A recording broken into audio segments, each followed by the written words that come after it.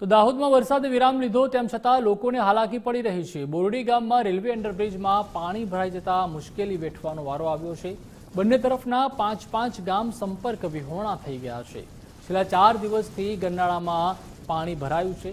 5 થી 6 કિલોમીટર લાંબુ ફરીને બીજા ગામમાં જવાનો વારો આવ્યો છે।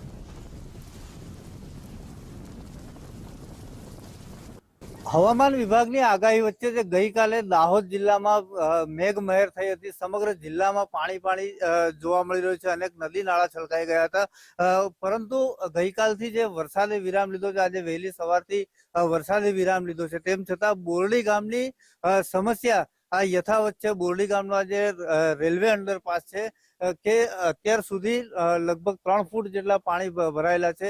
એટલે બંને તરફના લગભગ 5 થી 6 ગામ એવા છે કે અરસપરસ જે સંપર્ક વિહોણા બન્યા છે।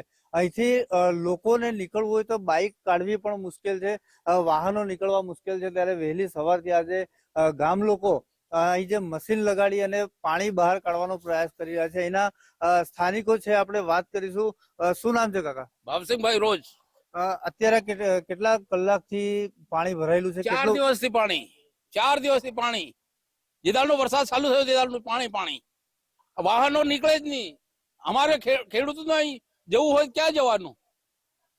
આ મામલે તમે કોઈને રજૂઆત કરી છે? અરે ભાઈ, અમે કીધું કે ભાઈ અમારે અંડરગ્રાઉન્ડ ભૂંગળા નાખ્યા પેલા નળના નાળા સુધી, તો આ પાણીનો ઉકેલ જ આવી જાય એમ, પણ ભૂંગળા નાખ્યા જ નહીં। અને રસ્તો અમારે એમ કે બનાવી આપો સ્ટેશને જવા માટે। સ્ટેશન માટે અમે લેખિત આપેલું છે, ત્યાં સુધી અમને હજી રસ્તો નથી બનાવી આપ્યો। બીજા પણ છે। કાકા શું નામ છે તમારું? કેટલી મુશ્કેલી? વેસ્તાભાઈ, કેટલી મુશ્કેલ તકલીફ પડી આ રહી છે? તકલીફ કેટલી 4 દિવસથી આ પાણી ભરાઈ રહ્યું છે, એનો નિકાલ નહીં થતો। અવર જવરમાં બહુ તકલીફ। તો આ ગરનાળું બનાવવાનો ફાયદો શું છે એમ કોને? ફાયદો ખરો આને બનાવવાથી?